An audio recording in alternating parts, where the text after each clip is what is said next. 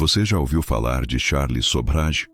Mas e se eu te dissesse que existe uma parte oculta dessa história que ninguém, absolutamente ninguém, jamais ousou revelar? Antes de começarmos, deixe seu like e comente abaixo de qual cidade você está acompanhando este mergulho nas sombras da mente humana. Imagine as praias paradisíacas do Sudeste Asiático nos anos 70. O cheiro de incenso, o som de cítaras, a promessa de liberdade espiritual e o rastro de jovens mochileiros em busca de si mesmos na trilha hippie. Agora, imagine que, entre o brilho do sol e a neblina do ópio, um predador observava. Ele não usava garras, mas sim um sorriso magnético e um passaporte falso. Charles Sobhraj não era apenas um assassino. Ele era um artista do engano, um mestre da manipulação que transformou o paraíso em um necrotério a céu aberto. Ele não odiava suas vítimas. Ele as desprezava por sua vulnerabilidade, por sua busca ingênua por iluminação. Para ele, o mundo era um tabuleiro e as pessoas eram peças, descartáveis em um jogo de sobrevivência e luxo. O que poucos sabem é como a semente dessa maldade foi plantada muito antes das praias de Bangkok, nas entranhas de uma infância marcada pelo abandono e pela crise de identidade.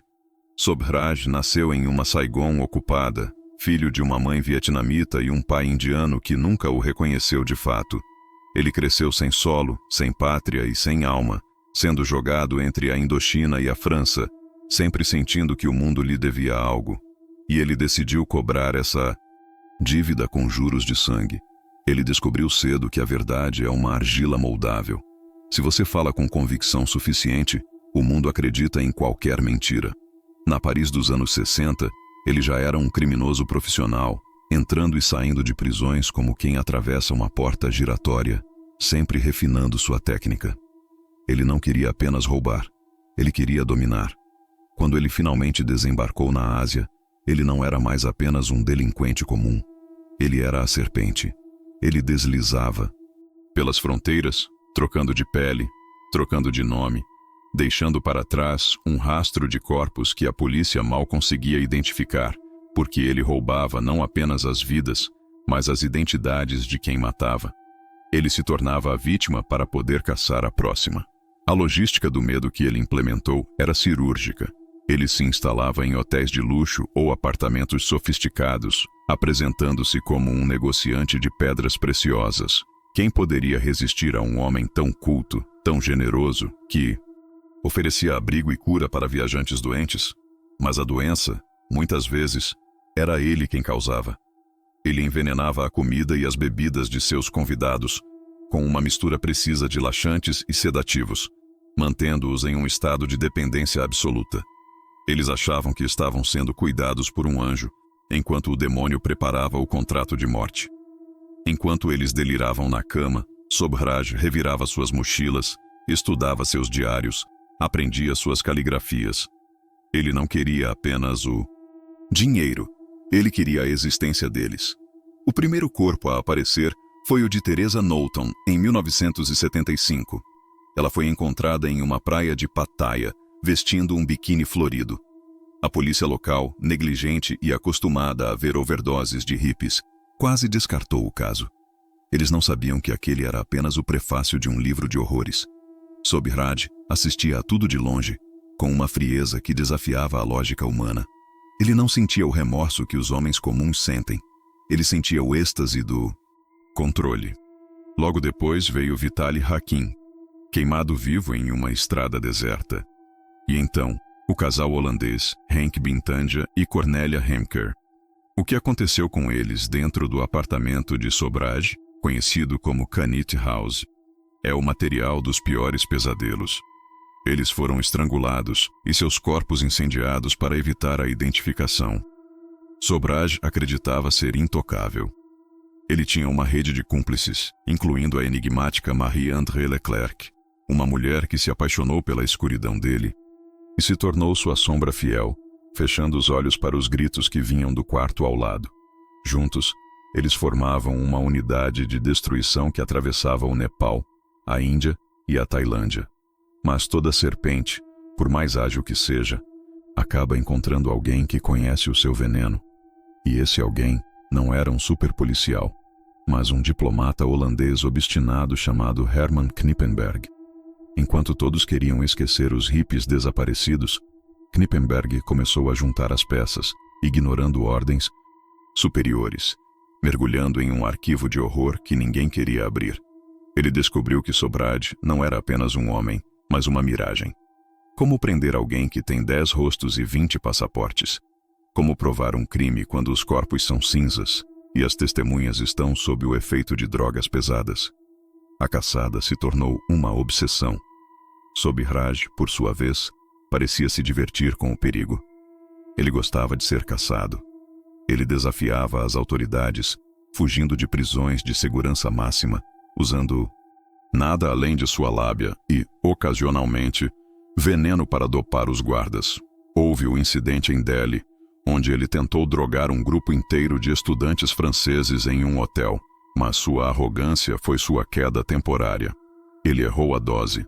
O veneno agiu rápido demais e os estudantes começaram a cair no lobby do hotel antes que ele pudesse isolá-los. O caos se instalou e, pela primeira vez, a serpente foi acuada. Mas mesmo atrás das grades na Índia, Sobhraj era o mestre da situação. Ele transformou a cela em um escritório de luxo, subornando guardas com o dinheiro das joias que nunca foram encontradas. Ele dava entrevistas, vendia os direitos de sua história, manipulava a opinião pública. Ele sabia que na Índia, ele poderia evitar a extradição para a Tailândia, onde a pena de morte o aguardava, se permanecesse preso por crimes menores. Ele calculou cada dia, cada recurso judicial, cada suborno. Ele era um mestre do tempo. E enquanto o tempo passava, as memórias das vítimas iam desaparecendo para o público, mas não para Knippenberg, que guardava cada foto das autópsias como uma promessa de justiça. A mente de Sobhraj operava em uma frequência diferente. Ele via a moralidade como uma fraqueza dos medíocres. Em sua visão distorcida, ele estava apenas limpando o mundo de pessoas que não sabiam o valor da própria vida. Ele descrevia suas mortes não como assassinatos, mas como incidentes necessários. Mas o que acontece quando o predador envelhece? O que acontece quando a serpente decide voltar ao local onde tudo começou, por um impulso que nem mesmo ele conseguia explicar? Seria arrogância pura ou um desejo subconsciente de ser finalmente parado? Décadas depois, após ser libertado na França e viver como uma celebridade macabra em Paris, ele tomou uma decisão fatal: viajar para o Nepal, um dos poucos lugares onde ainda havia mandados de prisão pendentes contra ele. Ele achava que o tempo tinha apagado os registros, que as testemunhas estavam mortas, que ele era um fantasma. Ele caminhou pelas ruas de Katmandu como se fosse um turista qualquer, mas os olhos da justiça, embora lentos, nunca fecharam totalmente. A captura dele no Nepal não foi um golpe de sorte, foi o resultado de uma armadilha que levou 30 anos para ser armada. O confronto final não foi cinematográfico, foi burocrático, frio e definitivo. Mas mesmo condenado à prisão perpétua, Sobhraj continuou a sorrir. Ele continuou a dizer que nunca matou ninguém, que tudo era uma conspiração. É nesse ponto que a história se torna ainda mais sombria, porque, se olharmos de perto, os crimes de Sobhraj não foram apenas físicos. Ele assassinou a confiança de uma geração. Ele provou que o mal não precisa de uma aparência monstruosa para destruir tudo o que toca. Ele podia ser o homem que te oferecia um copo d'água, o homem que te ajudava a atravessar a alfândega, o homem que te prometia um futuro brilhante. Mas por trás de cada gesto de bondade, havia um cálculo de morte. E o mais perturbador de tudo é pensar: quantos outros como ele estão agora mesmo sentados em um lobby de hotel, observando o próximo viajante cansado, esperando o momento exato para dar o bote.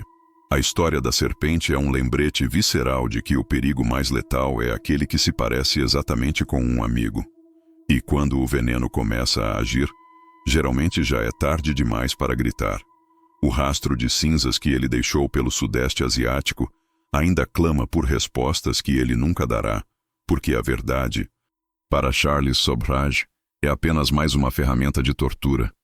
Ele se delicia com o mistério, com a dúvida, com a dor daqueles que nunca puderam enterrar seus entes queridos com dignidade.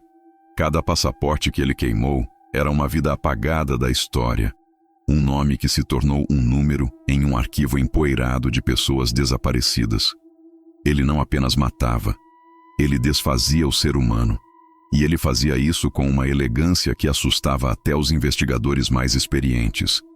Eles diziam que ele tinha o poder de hipnotizar com o olhar, uma calma sobrenatural que desarmava qualquer interrogatório. Ele nunca perdia a calma, nunca aumentava o tom de voz, nunca admitia o óbvio. Ele era o vazio absoluto em forma de homem. E é nesse vazio que a gente se perde quando tenta entender o que realmente aconteceu naqueles quartos de hotel em Bangkok. Os gritos que foram abafados pelas paredes grossas, o cheiro de querosene misturado com a brisa do mar, a sensação de traição no último suspiro de quem acreditou que tinha encontrado um guia. Sobiraj transformou o ato de matar em um procedimento administrativo, uma limpeza necessária para manter seu estilo de vida luxuoso. Ele não tinha ideologia, não tinha religião, não tinha amor por nada além de sua própria imagem refletida no espelho. E essa imagem, por mais que ele tentasse polir com roupas caras e óculos de marca, sempre revelava a mesma coisa: uma escuridão impenetrável. Quando olhamos para as fotos das vítimas, vemos jovens cheios de esperança, com mochilas pesadas e corações leves, cruzando o mundo em busca de um sentido. E quando olhamos para a foto de Sobhraj, vemos o fim do caminho, o beco sem saída, a parede de gelo, o momento em que a jornada termina da pior forma possível. Ele se alimentava dessa luz que as pessoas tinham, uma luz que ele próprio nunca possuiu. E talvez seja por isso que ele as matava com tanta facilidade. Era a única forma que ele conhecia de possuir algo autêntico, mesmo que fosse apenas por um instante, no momento da transição entre a vida e a morte. A complexidade do seu plano de fuga da prisão de Tihar, na Índia, em 1986, mostra a escala de sua mente doentia. Ele organizou uma festa para os guardas, servindo doces e frutas recheados com sedativos potentes. Enquanto os guardas dormiam, ele simplesmente pegou as chaves e caminhou para fora. Ele não correu. Ele saiu com a calma de um proprietário visitando suas terras. Ele queria ser capturado novamente apenas para garantir que sua sentença na Índia fosse estendida, para que a Tailândia não pudesse tocá-lo até que os crimes lá prescrevessem.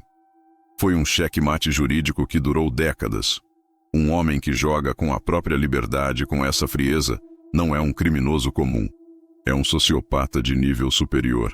Alguém que vê as leis dos homens como meras sugestões que podem ser contornadas com o suborno certo ou a mentira perfeita. Ele era capaz de convencer qualquer um de sua inocência, inclusive advogados e jornalistas de renome internacional. Muitos foram os que caíram em sua teia, acreditando que ele era uma vítima das circunstâncias, um homem injustiçado pelo sistema colonial. Mas as provas, os diários, as joias escondidas sob o assoalho, as manchas de sangue que o tempo não conseguiu apagar, tudo contava uma história diferente. Uma história de um homem que sentia prazer no domínio total. Ele não queria apenas o dinheiro. Ele queria que a vítima soubesse que ele era o dono da vida dela. Ele queria ver o reconhecimento do horror nos olhos deles antes do fim. E esse reconhecimento era o seu combustível. Durante os anos em que viveu livre na França, ele se tornou uma espécie de anti-herói macabro. Ele cobrava milhares de dólares por entrevistas, vivia em hotéis caros e circulava pela alta sociedade parisiense. Ele estava orgulhoso de sua infâmia. Ele não se escondia, ele se exibia. Ele desafiava a justiça a cada passo, como se dissesse: vejam, eu venci o mundo. Mas a justiça é um prato que se serve com a paciência dos séculos. E a arrogância de Sobhraj foi a corda que ele mesmo tricotou para o seu pescoço. Quando ele decidiu voltar ao Nepal em 2003, ele acreditava que era um deus que o tempo não podia tocar. Ele foi visto em um cassino em Katmandu. O mesmo tipo de ambiente onde ele costumava caçar suas presas décadas antes. Um jornalista o reconheceu e a notícia se espalhou como fogo. Em poucos dias, o homem que tinha escapado de todas as armadilhas estava finalmente cercado por paredes que ele não podia subornar. O julgamento no Nepal foi um acerto de contas com o passado. As famílias das vítimas, que passaram anos sem saber o destino de seus filhos, finalmente puderam ver o rosto do monstro que tinha roubado suas vidas.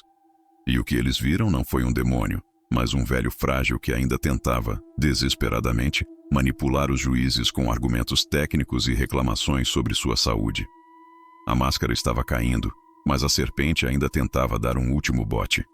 Ele apelou, ele mentiu, ele fingiu ataques cardíacos, ele tentou de tudo. Mas o peso dos corpos que ele deixou para trás era grande demais até para um mestre do engano. A condenação perpétua foi o ponto final em uma das carreiras criminosas mais extensas e cruéis da história moderna. Mas a pergunta que fica, a pergunta que nos persegue no escuro, é: quantos outros corpos nunca foram encontrados? Quantas identidades Sobhraj usou e descartou sem que ninguém percebesse? A extensão real de seus crimes pode nunca ser conhecida. Ele é um quebra-cabeça com peças faltando, propositalmente escondidas por ele para garantir que seu mito sobreviva à sua morte. Ele quer ser lembrado como o homem que ninguém conseguiu entender. Ele quer que sua vida seja um documentário eterno, uma história contada em sussurros. E de certa forma, ele conseguiu. Ele se tornou o pesadelo que habita as trilhas do Sudeste Asiático, a sombra que faz os viajantes olharem duas vezes para trás quando alguém muito amigável se aproxima em um bar de praia. Ele provou que o mal é paciente, que o mal é educado e que o mal fala várias línguas. O caso de Charles Sobhraj não é apenas sobre assassinatos, é sobre a fragilidade da nossa percepção. Como podemos estar tão errados sobre alguém? Como alguém pode cometer atos de tamanha barbárie e depois tomar um café com leite como se nada tivesse acontecido? A psicopatia de Sobhraj não era explosiva, era implosiva. Ela consumia tudo ao redor sem fazer barulho. Ele era o mestre do silêncio, o mestre da espera. Ele podia esperar meses para que uma vítima estivesse no ponto certo para o abate. Ele estudava as rotinas, as fraquezas, os desejos. Se a vítima queria drogas, ele as fornecia. Se queria espiritualidade, ele citava textos sagrados.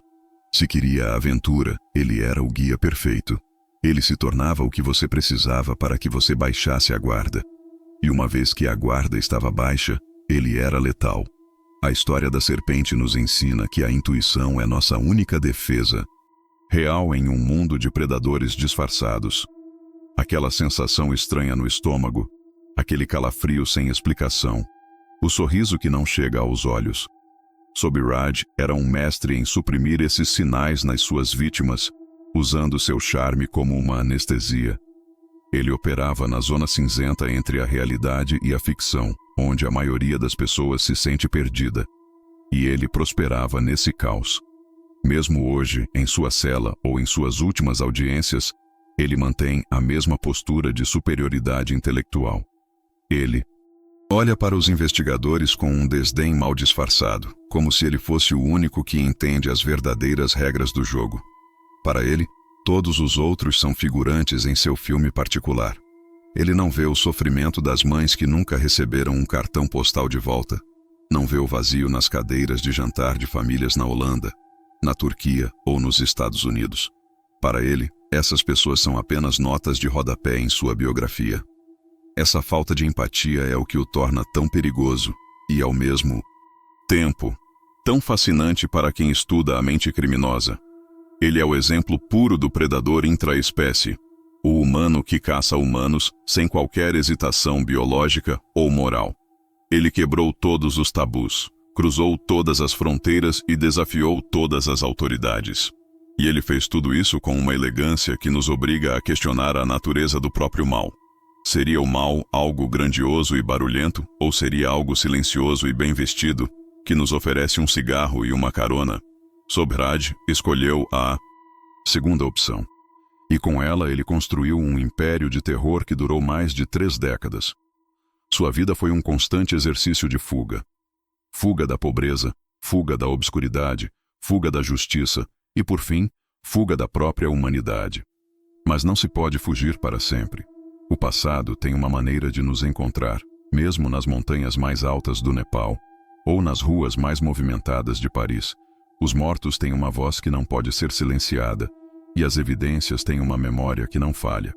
A serpente pode ter deslizado por muitas frestas, mas o mundo acabou se fechando sobre ela.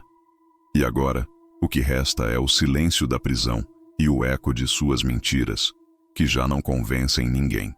Resta a história, contada para que outros não caiam no mesmo feitiço, para que o rastro da serpente seja reconhecido de longe, antes que o primeiro copo de bebida seja servido e o primeiro passaporte seja roubado.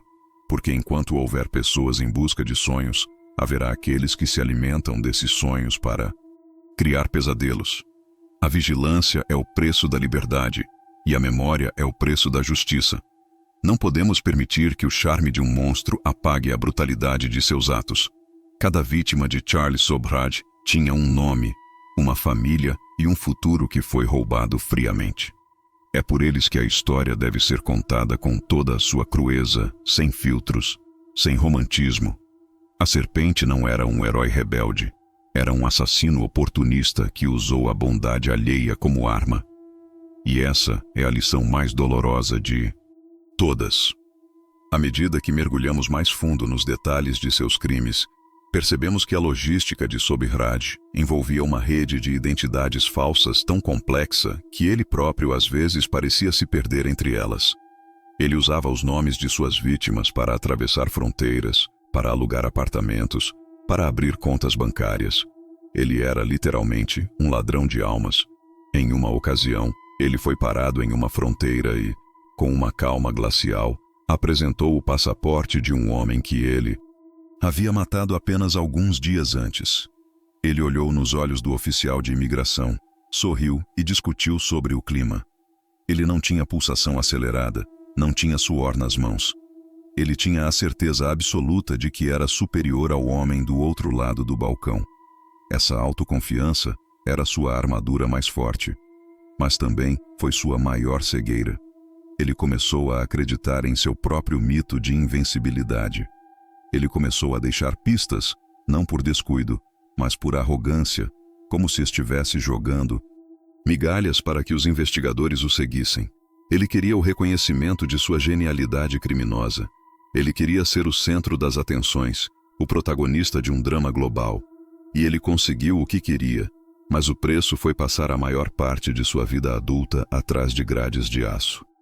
No Kanit House, seu reduto em Bangkok, as festas que ele dava eram lendárias entre os expatriados e viajantes. Havia música, risadas e uma abundância de comida e bebida. Ninguém suspeitava que o anfitrião generoso estava, naquele exato momento, decidindo quem seria o próximo a desaparecer. Ele observava os convidados como um biólogo observa cobaias. Ele procurava pelos mais solitários, pelos que tinham menos conexões com suas famílias, por aqueles que não seriam procurados imediatamente se sumissem por algumas semanas. Ele era um especialista em solidão humana. Ele sabia que um pouco de atenção e um lugar para ficar eram iscas irresistíveis para jovens cansados de dormir em albergues sujos. E uma vez que entravam em seu círculo, a saída era quase impossível. O processo de doença que ele induzia era particularmente cruel. As vítimas passavam dias ou semanas em um estado de letargia, alternando entre a consciência e o delírio. Sobhraj cuidava delas, dava-lhes remédios que na verdade eram mais veneno, e ganhava sua confiança total. Quando finalmente morriam, ou quando ele decidia que era hora de acabar com o jogo, eles já não tinham forças nem para lutar. Era um assassinato em câmera lenta, uma tortura psicológica e física que se estendia por dias. Ele via a vida se esvair pouco a pouco, e isso parecia dar a ele uma sensação de divindade. Ele era o senhor da vida e da morte naquele pequeno apartamento. E Marie-André Leclerc, sua cúmplice, assistia a tudo isso, presa em uma mistura de terror e devoção doentia. Ela escreveu em seu diário sobre o medo que sentia dele, mas também sobre a incapacidade de deixá-lo. Ele a tinha sob o mesmo feitiço que usava com as vítimas, mas de uma forma mais lenta e profunda. Ele a transformou em uma extensão de sua própria vontade maligna. Juntos, eles eram uma máquina de destruição perfeita, cruzando continentes e deixando um rastro de mistério que a Interpol demoraria anos para começar a decifrar. A fuga de Sobhraj para a Índia, após os crimes na Tailândia, foi um movimento estratégico. Ele sabia que o sistema jurídico indiano era lento e que ele poderia manipular as engrenagens da lei a seu favor. E foi exatamente o que ele fez. Durante os anos na prisão de Tihar, ele viveu como um rei. Ele tinha comida de restaurantes trazida para sua cela, tinha acesso a telefones, máquinas de escrever e até visitas privadas que não eram permitidas a outros detentos. Ele subornou o sistema de cima a baixo. Ele era mais poderoso dentro da prisão do que muitos homens livres fora dela. Ele usava esse tempo para estudar direito, para escrever suas memórias e para planejar seu próximo movimento. Ele nunca parava de planejar. A mente dele era uma máquina de calcular que nunca desligava. Ele via a vida como uma série de problemas de lógica que precisavam ser resolvidos. E a solução para ele sempre envolvia a manipulação de terceiros. Ele não tinha amigos, apenas ativos. Ele não tinha amantes, apenas cúmplices ou vítimas. E essa solidão absoluta, embora ele nunca a admitisse, era o que o tornava tão eficiente. Ele não tinha nada a perder, porque nunca permitiu que nada fosse verdadeiramente dele, exceto sua própria sobrevivência. Mas a sobrevivência é um objetivo vazio quando não há nada pelo que viver. E Sobhraj, no fundo, era um homem vazio. Toda a sua busca por joias, por dinheiro, por fama e por poder era uma tentativa desesperada de preencher um buraco negro que existia em seu âmago desde a infância em Saigon. O menino que não era nem vietnamita nem indiano, o jovem que não era nem francês nem asiático, tentou construir uma identidade através da destruição das identidades alheias. Mas no fim, ele sobrou apenas com o que sempre teve: o nada. Um vazio cercado por grades, um nome que se tornou sinônimo de traição, e uma velhice passada em tribunais e hospitais de prisão. A serpente finalmente se enrolou sobre si mesma, presa em sua própria teia de mentiras e crimes. E enquanto o mundo continua a girar, e novos viajantes continuam a cruzar as fronteiras da Ásia em busca de aventura, a história de Charles Sobhraj permanece como um aviso sombrio gravado na areia das praias de Pattaya. Um aviso de que o paraíso pode ter um preço muito alto e que o sorriso mais acolhedor pode esconder os dentes mais afiados.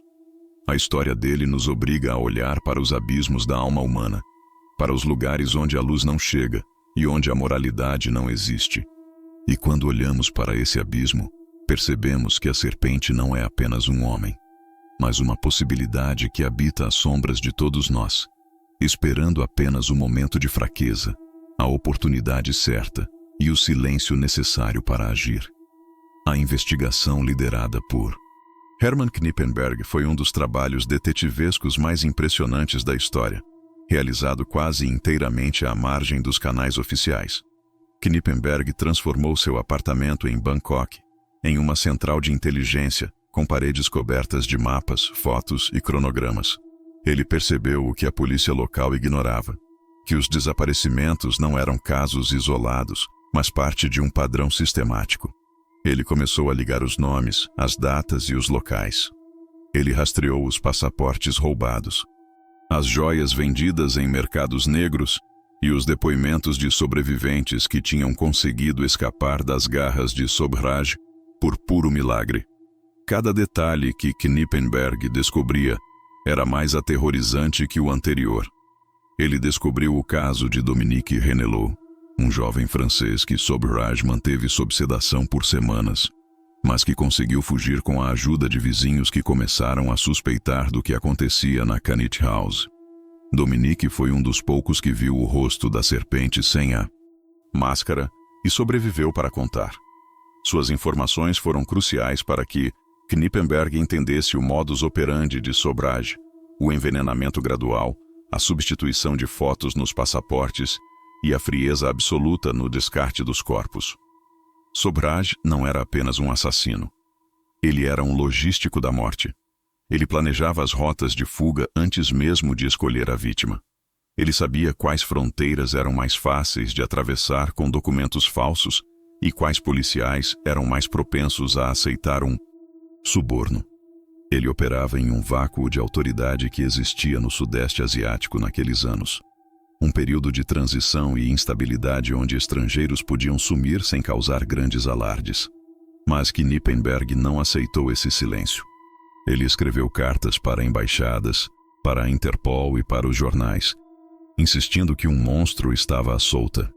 Se não fosse pela tenacidade desse diplomata holandês, é muito provável que Charles Sobhraj nunca tivesse sido identificado como o responsável por tantos crimes. Ele continuaria a ser apenas um rumor, uma lenda urbana contada em albergues de hippies.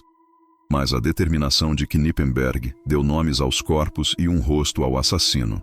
O confronto intelectual entre os dois, embora nunca tenha ocorrido face a face durante os anos de caçada, é um dos duelos mais fascinantes da história do true crime. De um lado, o mestre do caos e da mentira, do outro, o mestre da ordem e da verdade. E no final, foi a paciência da ordem que prevaleceu sobre a passione e agilidade do caos. Sobhraj subestimou o poder de um homem comum armado com fatos e uma consciência inabalável. Ele achava que sua inteligência o colocava acima da lei, mas ele descobriu que a lei, quando personificada por alguém que não desiste, é uma força implacável. Mesmo após a prisão de Sobhraj na Índia, Knippenberg continuou a vigiar. Ele sabia que a serpente tentaria escapar, que tentaria manipular o sistema para sair livre. Ele guardou os arquivos tailandeses por décadas, esperando o momento em que Sobhraj cometeria o erro de pisar em um solo onde a justiça ainda pudesse alcançá-lo. E esse momento veio em 2003, no Nepal. A captura de Sobhraj em Katmandu foi a validação de uma vida inteira de trabalho para Knippenberg. Foi a prova de que nenhum crime é perfeito e que nenhum assassino, por mais brilhante que seja, pode apagar todos os seus rastros. O impacto emocional dessa caçada não pode ser subestimado. Knippenberg sacrificou sua carreira diplomática convencional, seu tempo e sua paz de espírito para perseguir um homem que a maioria do mundo preferia esquecer. Ele fez isso pelas vítimas, por pessoas que ele nunca conheceu, mas cujas vidas ele sentia o dever de honrar. A história da serpente é, portanto, também a história de Hermann Knippenberg. Um lembrete de que a justiça muitas vezes depende da coragem individual de enfrentar o mal quando todos os outros desviam o olhar. Enquanto Sobhraj representava o que há de pior na humanidade, Knippenberg representava o que há de melhor, a recusa em aceitar a injustiça como algo inevitável. E é nesse equilíbrio entre a escuridão e a luz que a narrativa de Charles Sobhraj se torna tão poderosa. Ela nos mostra que, embora o mal possa ser sedutor e eficiente, ele carrega em si a semente de sua própria destruição, a arrogância de acreditar que é invencível. E essa semente, quando encontra um solo de resistência firme, acaba por florescer na forma de uma sentença de prisão que nenhuma mentira pode revogar. O fim da estrada para Sobhraj foi um hospital de prisão em Katmandu, longe do luxo de Paris ou das praias de Bangkok. Um final melancólico para alguém que se achava um imperador do crime, mas um final justo para alguém que deixou tantas famílias em um luto perpétuo. As cinzas das vítimas de Sobhraj foram espalhadas pelo vento, mas a história de suas vidas e a verdade sobre sua morte agora estão registradas para sempre, graças àqueles que ousaram olhar para a serpente sem piscar. A cada passo que damos na direção da verdade, a sombra de Sobhraj diminui, revelando apenas um homem pequeno, amargo e finalmente derrotado pelo peso de suas próprias escolhas. A vida de Charles Sobhraj é um aviso eterno. O mal pode ser rápido, mas a verdade é paciente. E no final, a verdade sempre encontra um caminho para se revelar, mesmo que demore décadas, mesmo que atravesse oceanos. A serpente pode trocar de pele, mas nunca pode mudar sua natureza. E é essa natureza que, no fim das contas, a condena ao isolamento e ao esquecimento. O legado de Sobhraj não é de poder ou inteligência, mas de dor e desperdício. Um desperdício de vidas humanas e um desperdício de um intelecto que poderia ter sido usado para o bem, mas que escolheu a destruição como seu único objetivo. Que a história de suas vítimas seja o que permanece, e que o nome de Charlie Sobhraj seja lembrado apenas como o exemplo do que acontece quando a humanidade é abandonada em troca de um ego inflado e de uma ganância sem fim. O mundo é um lugar mais seguro sem a serpente rastejando livremente, e o silêncio que agora o cerca é a única resposta adequada para uma vida dedicada a causar gritos. Os registros policiais da Tailândia, conhecidos como o Dossiê Knippenberg, detalham cenas que parecem saídas de um filme de horror psicológico. Em dezembro de 1975, os corpos de Henk Bintanja e Cornelia Hemker foram encontrados carbonizados. O que o público não sabia na época, e o que as investigações posteriores revelaram, foi a crueldade metódica. Eles ainda estavam vivos quando as chamas começaram. Sobhraj não apenas os matou, ele os eliminou como se estivesse limpando uma mancha em um móvel caro. Ele usava o conceito de gaslighting, muito antes de o termo se tornar popular. Ele convencia as pessoas ao redor das vítimas de que elas estavam doentes, que eram instáveis, ou que haviam simplesmente decidido partir sem aviso prévio. A manipulação era tão profunda que ele conseguia fazer com que outros viajantes que moravam no mesmo prédio o ajudassem a carregar malas que continham os pertences de pessoas que ele acabara de assassinar. Ele transformava o ambiente em uma zona de negação coletiva. A força de sua personalidade era um campo de distorção da realidade. Aqueles que conviviam com ele na Kanit House descreviam uma atmosfera de estranha euforia, misturada com um medo latente que ninguém conseguia nomear. Ele era o sol em torno do qual todos orbitavam, mas era um sol que não aquecia. Ele queimava. A fuga para a Malásia logo após os assassinatos na Tailândia mostrou sua capacidade de adaptação. Ele e Marie-André Leclerc, agora viajando com passaportes holandeses roubados, deslizavam pelas alfândegas com uma facilidade insultuosa. Sobhraj sabia que a burocracia internacional da época era sua maior aliada. Sem bancos de dados digitais ou comunicação instantânea entre polícias de diferentes países, ele era um fantasma impossível de rastrear. Ele entrava em um país como um empresário e saía como um acadêmico. Ele trocava de óculos, de corte de cabelo e de sotaque com a habilidade de um ator da Royal Shakespeare Company. Mas o que ele não conseguia trocar era a sua necessidade de adrenalina. O dinheiro das joias roubadas nunca era suficiente. O prazer estava no ato de tirar, no ato de enganar. Ele começou a visar grupos maiores. Ele percebeu que, se drogasse um grupo inteiro, a confusão resultante facilitaria sua fuga. Foi essa ganância que o levou ao erro fatal no Hotel Vikram, em Nova Delhi. Ao tentar drogar os 60 estudantes franceses de uma só vez, ele agiu com uma pressa que não era habitual em sua natureza. Quando os estudantes começaram a desmaiar no saguão, o pânico não gerou a cobertura que ele esperava, mas sim um cerco imediato. Pela primeira vez, a serpente não teve para onde deslizar. Mesmo algemado, ele manteve a postura. Na prisão de Tihar, ele não era um prisioneiro, ele era um administrador. Ele usou os 10 anos iniciais de sua sentença para corromper todo o sistema carcerário. Ele tinha acesso a jornais internacionais, livros de direito e uma rede de contatos que se estendia até a Europa. Ele sabia que a Tailândia ainda queria sua cabeça, e ele sabia que a extradição significaria a execução. Então, ele jogou com o tempo. Em 1986, quando sua pena na Índia estava prestes a terminar, ele organizou a famosa fuga de aniversário. Ele drogou os guardas com uvas e doces batizados e saiu pela porta principal. Ele foi capturado em uma estação de esqui em Minussenbaden, Goa semanas depois, exatamente como ele havia planejado. Ao ser recapturado e condenado por uma nova fuga, ele garantiu mais 10 anos na Índia, fazendo com que os crimes na Tailândia prescrevessem.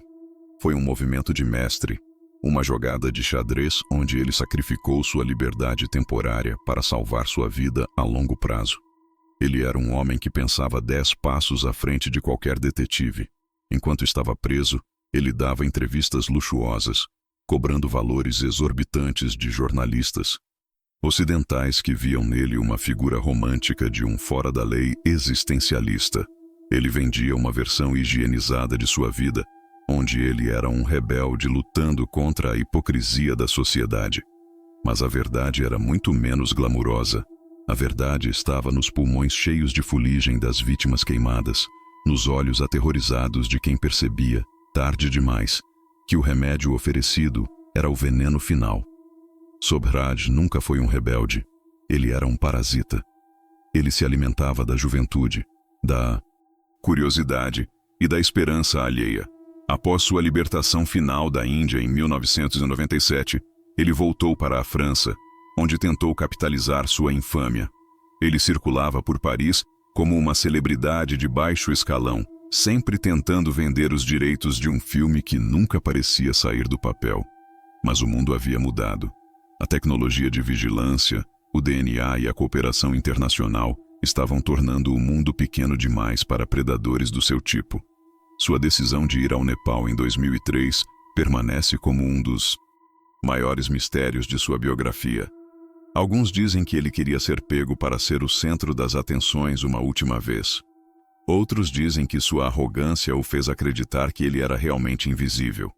Quando ele foi avistado no cassino de Katmandu, a armadilha de Knippenberg, que estava armada há décadas, finalmente disparou. O tribunal nepalês não se deixou impressionar por seu charme ou por seus argumentos jurídicos circulares. Eles o condenaram pelo assassinato de Connie Jo Bronsich em 1975. Na prisão de segurança máxima de Katmandu, Sobhraj passou de mestre do crime a um ancião obcecado com processos judiciais infinitos. Ele tentou todas as manobras. Alegou problemas cardíacos. Casou-se com a filha de sua advogada nepalense dentro da prisão para gerar simpatia e escreveu cartas para líderes mundiais implorando por intervenção. Mas o silêncio foi a única resposta que ele recebeu. A comunidade internacional já não tinha interesse no charme de um assassino envelhecido. Ele foi finalmente libertado por motivos humanitários no final de 2022, devido à sua idade e saúde debilitada, e deportado de volta para a França. Hoje, ele vive nas sombras de um passado que ele mesmo tentou romantizar, mas que a história registrou como um rastro de sangue e covardia. A serpente pode estar livre das grades, mas ela está presa em uma cela de sua própria criação, a cela do esquecimento e do desprezo. O documentário de sua vida não termina com uma fuga triunfal, mas com a imagem de um homem solitário que descobriu, tarde demais, que a única coisa que ele não conseguiu manipular foi o seu próprio fim. As vítimas de Sobhraj não foram apenas os jovens que ele matou, mas também a ideia de segurança que o mundo oferecia. Ele quebrou o contrato social mais básico, o de que um estranho pode ser um amigo. Ele nos ensinou da maneira mais cruel possível que o perigo não tem uma face única e que a maldade pode falar com a voz mais doce. Ao olharmos para a trajetória de Charles Sobhraj, não devemos ver um gênio, mas sim um aviso. Um aviso sobre os limites da empatia e sobre a necessidade de estarmos sempre atentos aos sinais que a nossa intuição nos dá. A história da serpente é um mergulho profundo no que acontece quando a inteligência se descola da alma. É o relato de um homem que teve o mundo aos seus pés e escolheu transformá-lo em um cemitério. Que esta narrativa sirva para honrar aqueles cujos sonhos foram interrompidos em estradas de terra e praias distantes e para lembrar que a justiça, por mais lenta que seja, é a única linguagem que o mal realmente teme. Se esta história tocou você de alguma forma, ou se serviu como um alerta sobre os perigos ocultos que podem estar à espreita, mesmo nos lugares mais bonitos do mundo, não deixe de compartilhar sua opinião. O True Crime não é apenas sobre o crime, é sobre entender a condição humana e prevenir que a história se repita. Inscreva-se no canal para não perder nossos próximos mergulhos nas profundezas da mente criminosa e ative as notificações. A sua presença aqui ajuda a manter viva a busca pela verdade e pela memória das vítimas que o tempo tenta apagar. Até o próximo caso, e lembre-se, nem tudo o que brilha é ouro, e nem todo sorriso é sincero.